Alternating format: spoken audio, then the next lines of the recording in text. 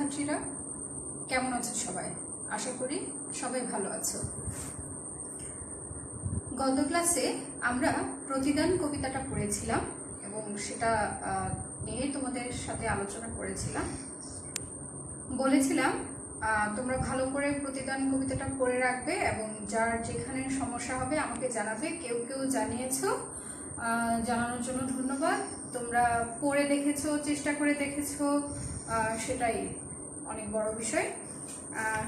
এভাবে পড়বে এবং পড়ার পরে তোমাদের কোনো সমস্যা থাকলে আমাদেরকে জানাবে, ঠিক আছে? তোমরা যদি না জানাও, যেহেতু এখন অনলাইন ক্লাস এবং দেখাটা সামনাসামনি পড়ানো আর অনলাইন ক্লাসে পড়ানোর কিছুটা অসুবিধা হচ্ছে মনে হয় এখানে, যে আমি সামনে থাকলে তোমাদের কাছ থেকে জিজ্ঞেস করে নিতে পারতাম যে তোমাদের সমস্যা কোন জায়গায়, কে কতটুকু বুঝেছো। কিন্তু এখন হচ্ছে আমি অনলাইনের মাধ্যমে তোমাদেরকে জানিয়ে দিতে হচ্ছে যে তোমাদের সমস্যা হলে আমাকে জানাবে এবং তোমাদের সমস্যাটাও ঠিক একইভাবে আমাদেরকেও জানাতে হবে যে কোন কোন জায়গায় তোমাদের সমস্যা হচ্ছে, বুঝতে অসুবিধা হচ্ছে। তো সবাই যা পড়েছো এবং যে সমস্যাটার কথা আমি বেশিরভাগ ক্ষেত্রে দেখেছি সেখানে হচ্ছে এখানে দুটো লাইন আছে।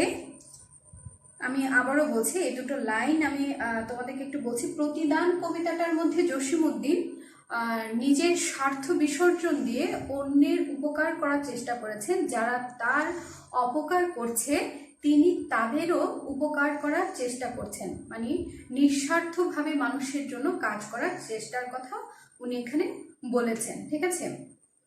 তো এই কবিতায় শেষের দিকে দুটো লাইন নিয়ে তোমাদের মনে হয় একটু সমস্যা হয়েছিল। আমি সে দুটো লাইন আবার বলছি। যে মুখে সে কহে নিঠুরিয়া বাণী, আমি লয়ে করে তারি মুখখানি। এই বাক্য দুটো নিয়ে কারো কারো একটু সমস্যা হয়েছিল। আমি বলছি, যে মুখে সে কহে নিঠুরিয়া বাণী, মানে যে মুখ দিয়ে সে নিষ্ঠুর কথা বলে, আমি লয়ে করে তারি মুখখানি। এখানে করে শব্দের অর্থ হচ্ছে হাত, কর শব্দের অর্থ হচ্ছে হাত, আর করে শব্দের অর্থ হচ্ছে হাতে, ঠিক আছে? কর, হ্যাঁ, আমরা কাজ করে অর্থে যে করের শব্দটা আমরা ব্যবহার করি, এখানে সেই অর্থে এটি ব্যবহৃত হয়নি। এখানে কর শব্দ থেকে করে শব্দটা আসছে। কর শব্দের অর্থ হচ্ছে হাত আর করে শব্দের অর্থ হচ্ছে হাতে, ঠিক আছে? তাহলে কি দাঁড়ালো? অর্থটা দাঁড়ালো কি, আমি লয়ে করে মানে আমি হাতে নিয়ে, তারই মুখখানি তার মুখটি আমি হাতে নিয়ে, কত ঠাঁই হতে কত কি যে আনি সাজাই নিরন্তর। কত ঠাঁই, ঠাঁই শব্দের অর্থ আমি গত ক্লাসে লিখে দিয়েছিলাম যে স্থান, বিভিন্ন জায়গা হতে বিভিন্ন কিছু এনে আমি তার মুখটা সাজানোর জন্য নিরন্তর মানে একেবারে কি সর্বদা সবসময় কি চেষ্টা করে যাচ্ছে, যে তার অনিষ্ট বা তারকে নিয়ে কটুবাক্য করছে, তিনি তার অনিষ্ট চিন্তা না করে তিনি করছে কি, তার মুখটা, যে মুখ দিয়ে সে কটুবাক্য বলছে সেই মুখটাকে তিনি তার হাতে নিয়ে তার সুন্দর করে সাজিয়ে দেওয়ার জন্য কত জায়গা থেকে, বিভিন্ন জায়গা থেকে বিভিন্ন কিছু আনার চেষ্টা করছেন, যাতে ওই মুখটাকে উনি সুন্দরভাবে সাজিয়ে দিতে পারেন। আপন করিতে কাঁদিয়া বেড়ায় যে মোরে করেছে পর, মানে আপন করার জন্য তিনি কেঁদে মরছেন যে তাকে পর করে দিয়েছে, ঠিক আছে? এই হচ্ছে আমাদের কবিতাটা। আমরা গত ক্লাসে পুরো কবিতাটা আলোচনা করেছিলাম, বলেছিলাম আজকে আমরা সৃজনশীল নিয়ে আলোচনা করব। এই কবিতার থেকে কিভাবে সৃজনশীলগুলো আসতে পারে বা কিভাবে আমরা লিখবো এই বিষয়ে আলোচনা করব, ঠিক আছে? তার আগে কিছু কথা বলি।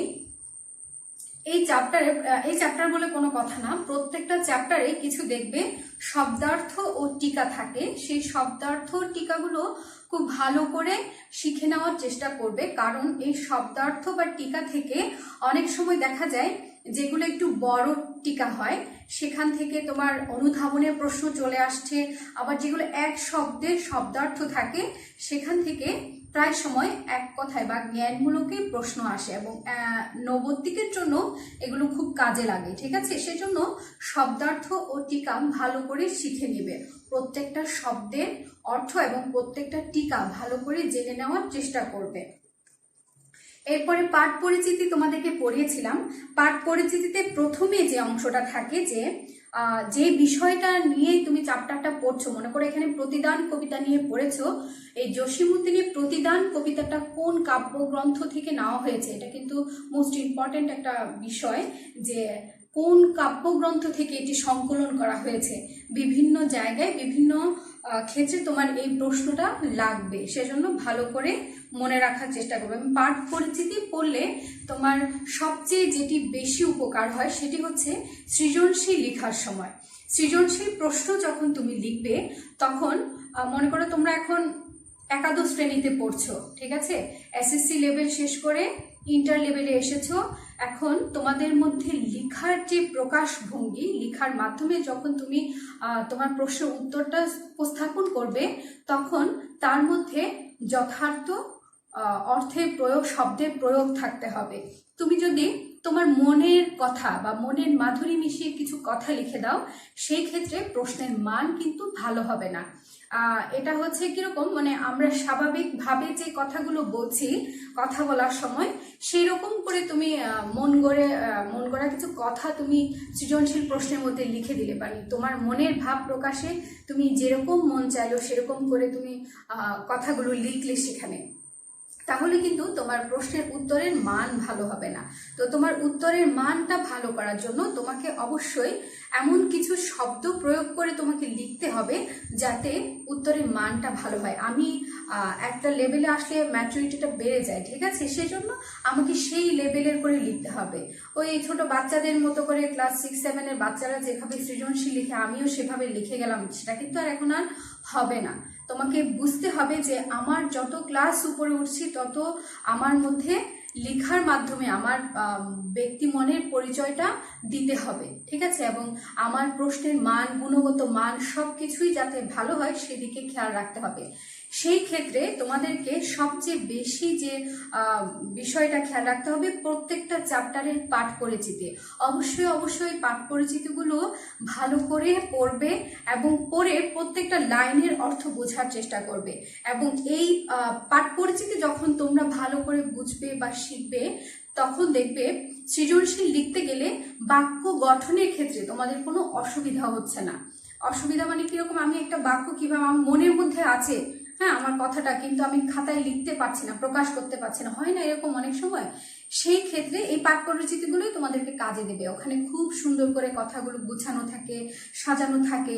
তো তুমি ওখান থেকে যদি তোমার ভালো দখল থাকে তাহলে তুমি ভালো লিখতে পারবে, আর যদি তোমার ভালো দখল না থাকে তাহলে তোমার লেখার মানও ভালো আসবে না। তাই পাঠ পরিচিতি ভালো করে পড়বে যাতে লেখার মান ভালো করতে পারো, ঠিক আছে। আসো, এখানে কিছু বহু নির্বাচনী প্রশ্ন আছে।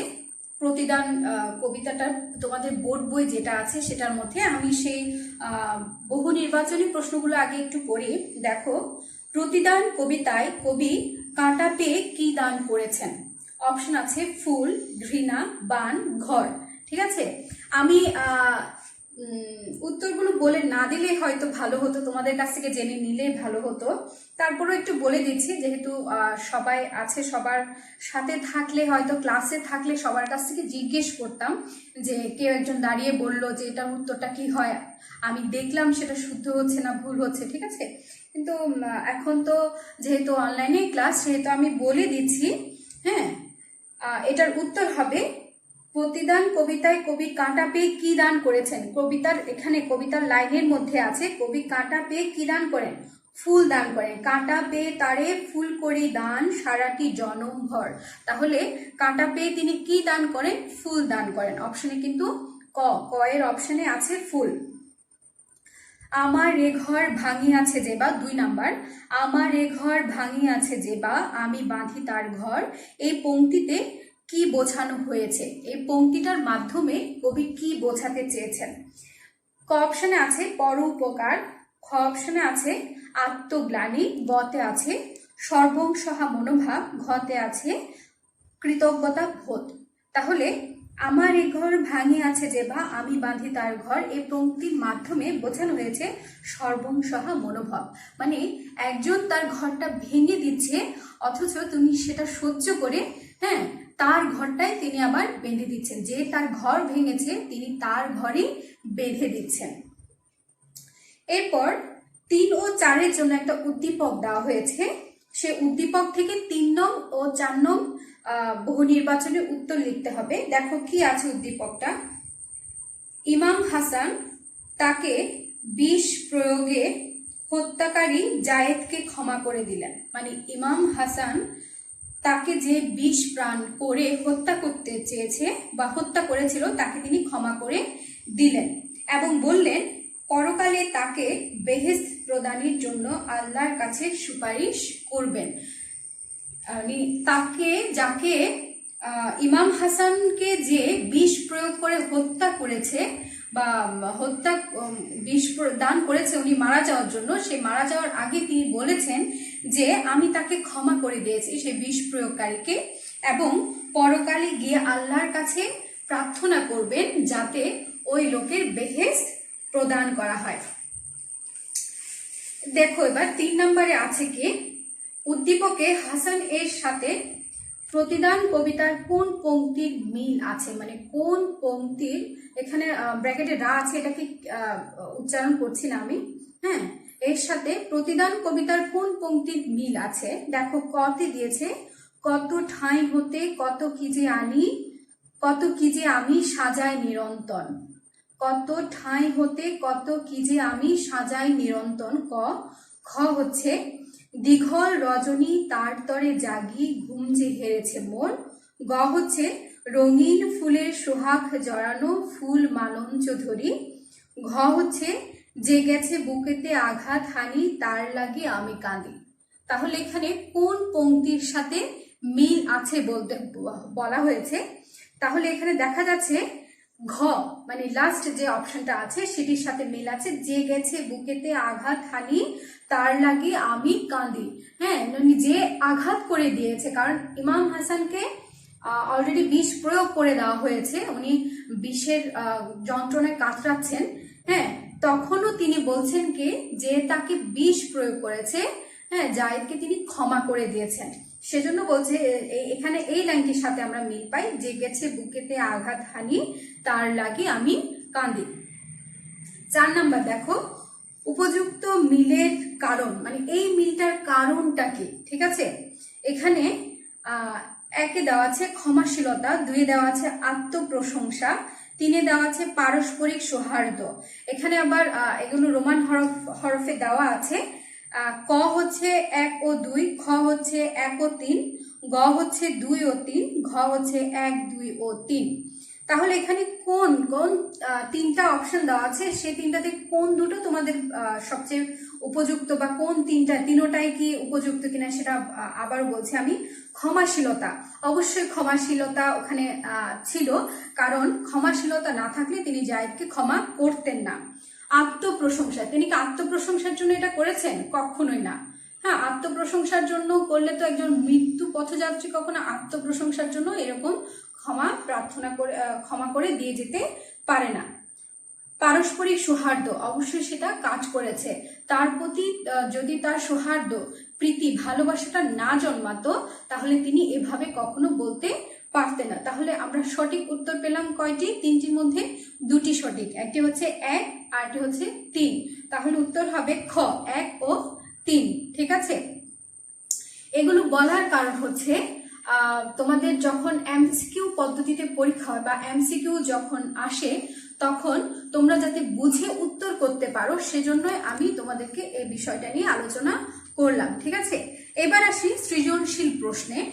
এখানে একটি সৃজনশীল প্রশ্ন আছে তোমাদের বোর্ড বইয়ে, যেটা আছে আমি সেটি পড়ছি প্রথমে।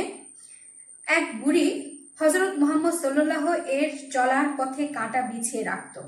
এই গল্পটা আমার মনে হয় প্রায় সবাই জানো, আমরা খুব ছোটবেলা থেকেই এই গল্পটা শুনছি বা পড়ে বড় হয়েছি এরকম। হ্যাঁ, অনেকটা শোনার পরে বুঝতে পারবে। এক বুড়ি হযরত মুহাম্মদ সাল্লাল্লাহু এর চলার পথে কাঁটা বিছিয়ে রাখত এবং চলার পথ চলতে নবীর পায়ে কাঁটা ফুটলে আনন্দিত হতো। মানে হযরত মুহাম্মদ সাল্লাল্লাহু যে পথে হাঁটতেন, একজন বৃদ্ধ মহিলা সেই পথে কাঁটা বিছিয়ে রাখতেন এবং হযরত মুহাম্মদ সাল্লাল্লাহু সেই কাঁটা ফুটলে তিনি তাতে খুশি হতেন, আনন্দিত হতেন। একদিন পথে কাঁটা না দেখে নবীজি চিন্তায় পড়ে গেলেন এবং বুড়ির বাড়িতে গিয়ে দেখলেন বুড়ি অসুস্থ। নবী সাল্লাল্লাহুকে দেখে বুড়ি ভীত হলেন। মানে বুড়িকে একদিন যখন পথে কাঁটা দেখলো না, প্রতিদিন কাঁটা বিছিয়ে থাকে, হ্যাঁ, একদিন যখন নবীজি দেখলেন যে এখানে কাঁটা বিছানো নেই, তখন তিনি কি করলেন, ধরে নিলেন যে বুড়ি হয়তো কোনো সমস্যা হয়েছে, না হলে আজকে তিনি কাঁটা বিছিয়ে রাখলেন না কেন। তো তিনি কি করলেন, সরাসরি বুড়ির বাড়িতে চলে গেলেন এবং নবীজিকে বুড়ির বাড়িতে দেখে বুড়ি ভয় পেয়ে গেলেন, কারণ তার মনে অপরাধ বোধটা কাজ করছে তখন, যে তিনি তো একটা অপরাধ করতেন, যে প্রতিদিন তার চলার পথে, নবীজির চলার পথে তিনি কি করেছেন, কাঁটা বিছিয়ে রেখেছে এবং সেই কাঁটা নবীজি ফুটেছে। তিনি বুড়িকে ক্ষমা করে দিলেন এবং সেবা যত্ন করে সুস্থ করে তুললেন। তো বুড়ি তো অসুস্থ ছিল, সেই যে বুড়ি নবীজির পায়ে কাঁটা ফুটার জন্য পথে কাঁটা দিয়ে রাখতো, সেই বুড়িকে তিনি ক্ষমা করে দিয়ে তাকেই আবার সেবা শুশ্রূষা করে ভালো করে তুললেন বা সুস্থ করে তুললেন। এবার আসো প্রশ্ন যা আছে তা একটু দেখি। কবি কাকে বুক ভরা গান দেন? কবি কাকে বুক ভরা গান দেন? কবিতার লাইনই আছে, আমরা এখানে কবিতার লাইনে গিয়ে দেখি সরাসরি। এখানে আছে দেখো, যে মোরে দিয়েছে বিষে ভরা বান, আমি দেই তারে বুক ভরা গান। তাহলে যে কবিকে বিষে ভরা বান দেয়, বান অর্থ বলেছিলাম কি, তীর, ঠিক আছে। এখানে বিষে ভরা বান যখন হবে তখন হবে কি, কটূক্তি বা তোমার বিষে ভরা বান বলতে কোনো হিংসার্থক কথা, হ্যাঁ, তাকে নিয়ে, কবিকে নিয়ে এরকম যে কথা বলে তিনি তাকে বুক ভরা গান দিতে চান। কবিকে 2 নাম্বার মানে খ, জ্ঞানমূলক অনুধাবনমূলক। অনুধাবনের প্রশ্নটা কি আছে দেখি আমরা। কবিকে যে পর করেছে তাকে আপন করার জন্য কেঁদে বেড়ান কেন? মানে যে কবিকে পর করে দিয়েছে তাকেই কবি আপন করার জন্য কেঁদে মরেন বা কেঁদে বেড়ান কেন? এখানে কবি একটা প্রীতিময় পরিবেশ সৃষ্টি করতে চেয়েছেন। প্রীতিময় পরিবেশটা কিরকম, যে কবিকে পর করে দিচ্ছে, বারবারই কবিকে বিভিন্নভাবে আঘাত করছে, কবি তাকেই আপন করে নিতে চাচ্ছেন। তার মানে হচ্ছে কি, এখানে একটা প্রীতি, স্নেহ, ভালোবাসা কাজ করছিল, ঠিক আছে। তো তার জন্যই কবি কি করছেন, যে তাকে পর করে দিচ্ছে তাকে তিনি আপন করে নিতে চেয়েছেন। মানে আমাদের এই পৃথিবীতে নিজের স্বার্থটার কথা চিন্তা করে যারা স্বার্থপর হয়ে কাজ করে, মনে করে হিংসা, বিদ্বেষ, রেষারেষি, এই ধরনের যে কাজগুলো করে, সেই কাজগুলো যারা করে তাদের প্রতিদান হিসাবে কবি দিতে বলেছেন কি, প্রেম, প্রীতি, ভালোবাসা, এবং এর মাধ্যমে তাদেরকে আবার আপন করে নিতে বলেছেন। তাই কবি যে তাকে পর করেছে তাকে আপন করার জন্য কেঁদে বেড়াচ্ছেন।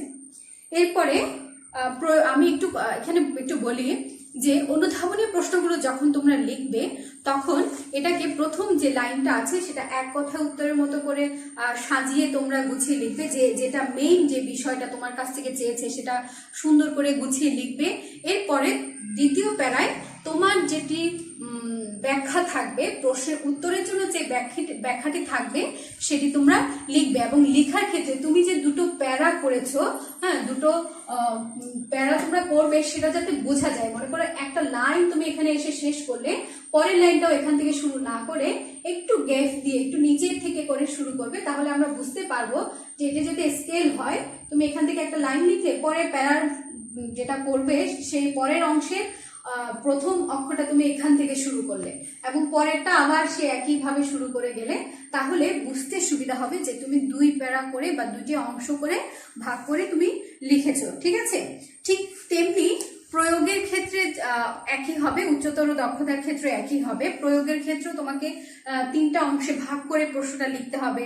এটা তোমাদের জানাই বিষয় না, এত তোমরা সেই ক্লাস 6 থেকে লিখে আসছো সৃজনশীল, এটা তো জানারই বিষয়। হ্যাঁ, তারপর আমি বলছি যে আমরা খাতা দেখার সময় যে সমস্যাগুলো হয় সেটা হয় কি, তুমি যে 3টা অংশে ভাগ করলে বা তুমি যে 4টা অংশে ভাগ করলে সেটা অনেক সময় বোঝা যায় না। তো বোঝা যাওয়ার জন্য তোমাদেরকে করতে হবে কি, তুমি যে অংশটি শেষ করেছো তার পরবর্তী যে অংশটা থাকবে সেটা তোমরা একটু পরে করে, স্কেল থেকে একটু পরে করে শুরু করলে কিন্তু সেটা বোঝা যায় যে তোমার অন্য একটা অংশ বা নিচের অংশটা আলাদা করে লিখেছো। ঠিক আছে, প্রয়োগে 3টা অংশ হবে, উচ্চতর দক্ষতায় হবে কি 4টি অংশ। ঠিক আছে, তারপরে প্রয়োগে কি প্রশ্ন আছে দেখো, উদ্দীপকের ভাবের সাথে প্রতিদান কবিতার মূল ভাবের সাদৃশ্যপূর্ণ দিকটি ব্যাখ্যা করো।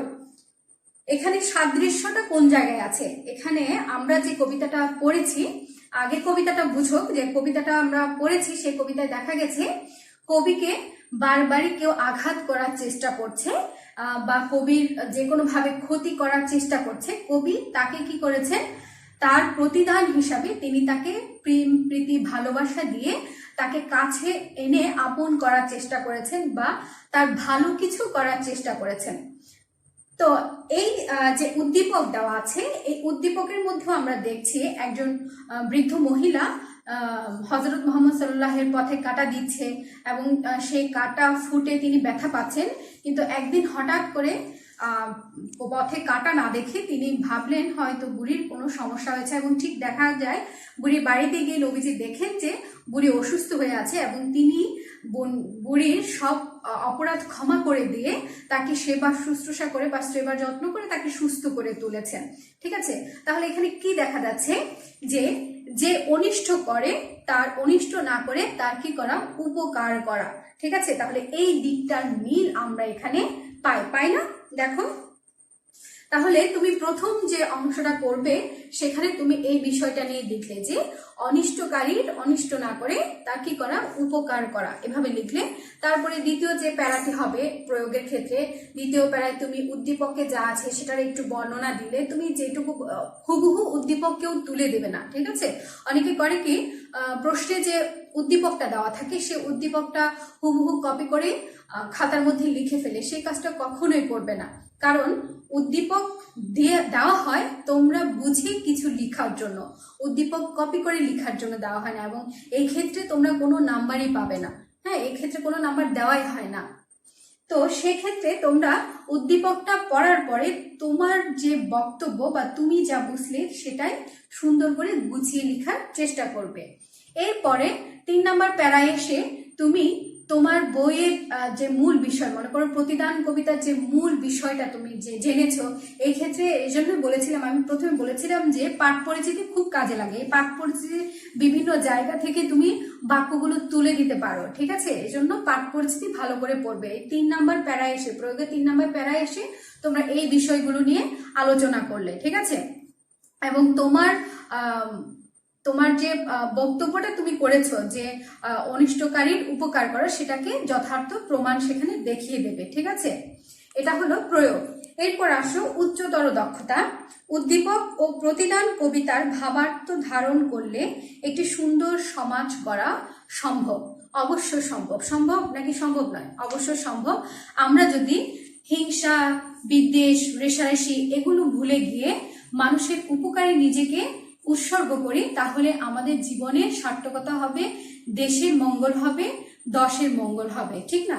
তাহলে সেজন্য বলা যায় কি, উদ্দীপক ও প্রতিদান কবিতার ভাবার্থ মূল যে অর্থটা আছে সেই অর্থটা যদি আমরা আমাদের মধ্যে ধারণ করি, আমাদের মনের মধ্যে ধারণ করি, তাহলে সুন্দর একটা সমাজ গড়া আমাদের পক্ষে সম্ভব। ঠিক আছে, এই হচ্ছে আমাদের উচ্চতর দক্ষতা নিয়ে উদ্দীপকের প্রশ্নটা। হ্যাঁ, 4টা প্যারা করে এটাকে লিখবে। প্রথম প্যারায় মনে করো তুমি প্রথমে তোমাকে যে বক্তব্যটা দিয়েছে যথার্থ কিনা তুমি হ্যাঁ যথার্থ লিখে বাক্যটাকে সম্পূর্ণ করে লিখবে এবং কিছু ওখানে আলোচনা করবে।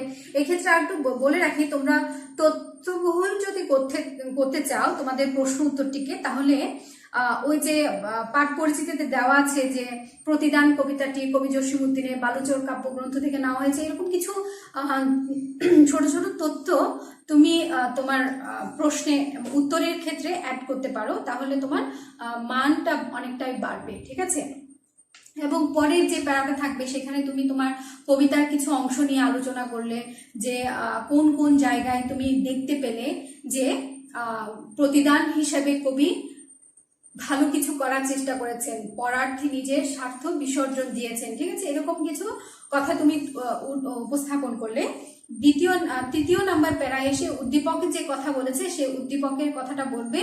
হ্যাঁ, তারপরে 4 নাম্বার যে প্যারাটা হবে উচ্চতর দক্ষতায়, সেই প্যারায় তুমি উদ্দীপক এবং প্রতিদান কবিতা দোনোটাকে মিলিয়ে নিজের যে বক্তব্য তোমাকে যে বক্তব্যটা ওখানে করা হয়েছে সেটা প্রমাণ করার বা গুছিয়ে লিখবার চেষ্টা করবে। ঠিক আছে, এভাবে একটা সৃজনশীল তোমরা সুন্দরভাবে গুছিয়ে লিখতে পারো।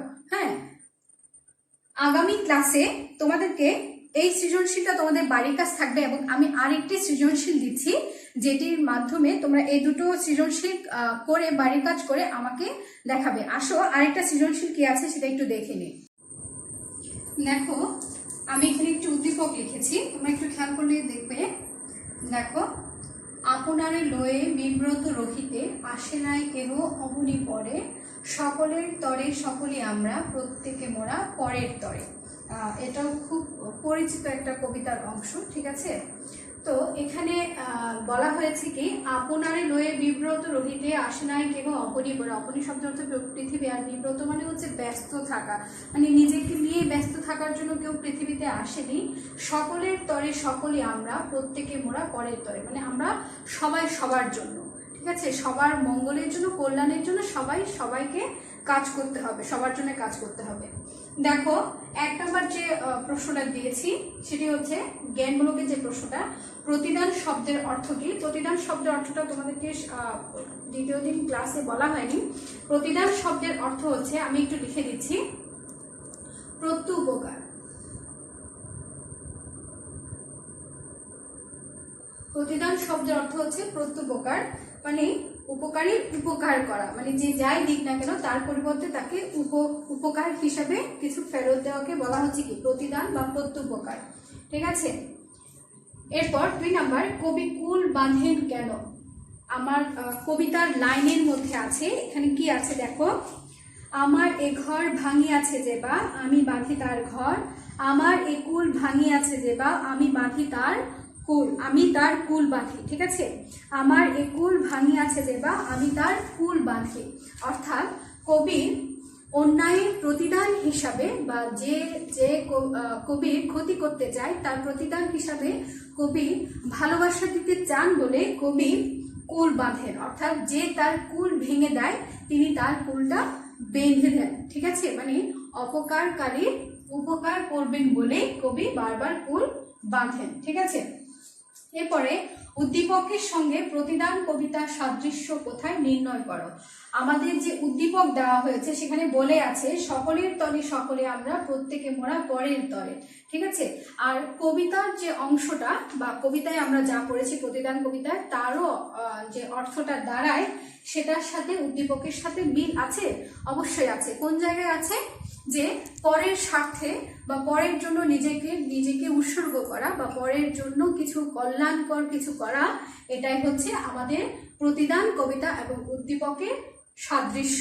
ঠিক আছে, উদ্দীপকটি আলোচ্য কবিতার মূল ভাব স্পর্শ করতে সমর্থ হয়েছে কি, মানে এই যে উদ্দীপক এটার যে মূল অর্থ এবং কবিতার যে মূল অর্থ দোনোটা সমর্থ হয়েছে কিনা, মানে সমান অর্থ হয়েছে কিনা সেটা বিশ্লেষণ করো।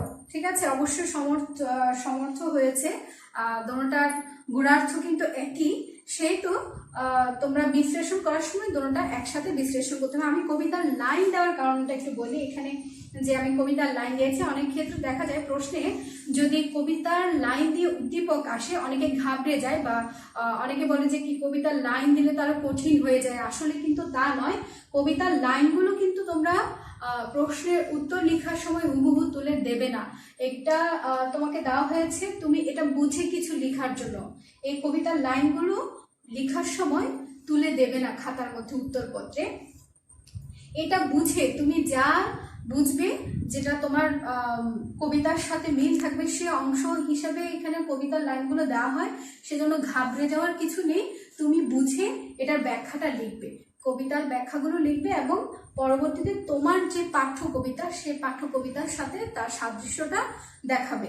ঠিক আছে, এই হচ্ছে তোমাদের বাড়ির কাজ।